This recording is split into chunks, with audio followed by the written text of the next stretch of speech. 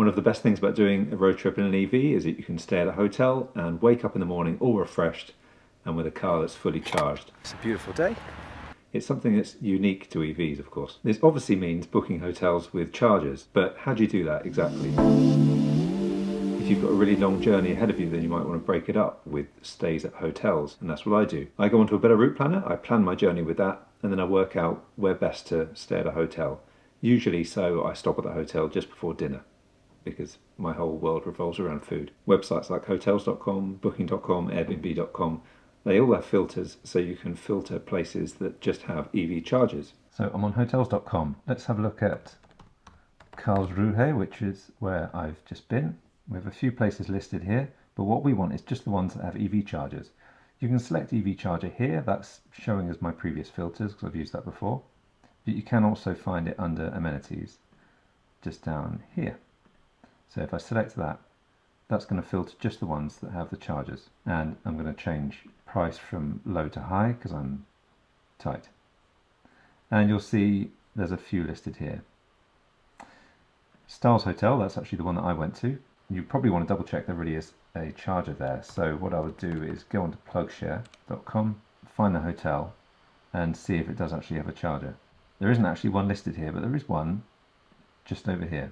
So if I click that, you'll see that that's a rapid charger. There are 3 different connectors there, 2 plugs for each. So that's great. So if this didn't actually have a charger, then I could go there. But actually in this case, it does have a charger. And if you were to contact the hotel, they could confirm that. However, what I tend to do is I have an RFID card, and it's really worth getting one of those. I have an RFID card of the Shell network and also Octopus Electroverse. And a lot of these RFID cards work on loads of different chargers. So if you go onto the website, Octopus Electroverse in this case, have a look at that and you'll see if the charger works with that card. A lot of the time it will. If it doesn't, then you will also see other chargers that may be in that area.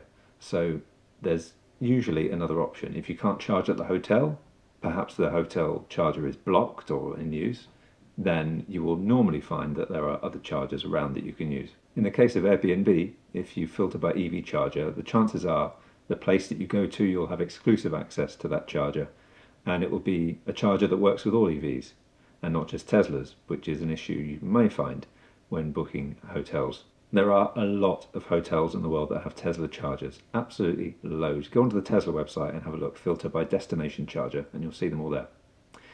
Now the problem is that you may get to one of these chargers and they'll be Tesla only.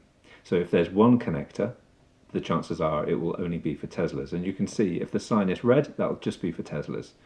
If they also have a white sign, that means it's available for all EVs. So what you generally find is if there's just one connector, it'll be Tesla only. If there are multiple connectors, at least one of them will be for all EVs. Also be aware, and it says this on the Tesla website, some chargers do need to be pre-booked as well, so you'll have to contact the hotel if you do want to use a charger. If you're staying at a hotel then, and it has a charger, don't rely on it being available.